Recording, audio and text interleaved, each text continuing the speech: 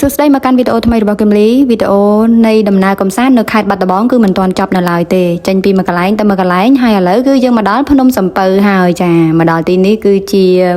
កន្លែងទេសចរមួយដែលល្បីល្បាញភ្ញៀវទេសចរទាំងជាតិនិងអន្តរជាតិមិនដែលរំលងទេចាភ្នំសំពៅគឺស្ថិតនៅចម្ងាយ12គីឡូម៉ែត្រពីទីរួមខេត្តហើយស្ថិតនៅឃុំភ្នំសំពៅស្រុកបាណន់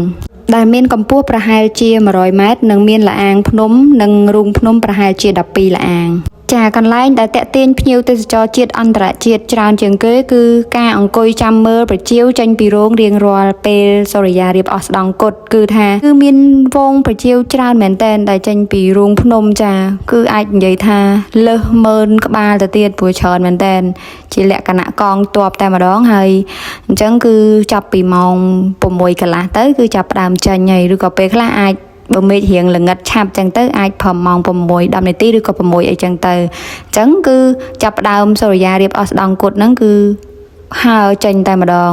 រាប់ម៉ឺនក្បាលចាដូចវីដេអូដែលបានឃើញស្រាប់ចឹងបងប្អូនគឺច្រើនមែនតែនតែម្ដងចាអញ្ចឹងបងប្អូនណាមិនដែលធ្លាប់បានទៅមើលវងប្រជាវចេញពី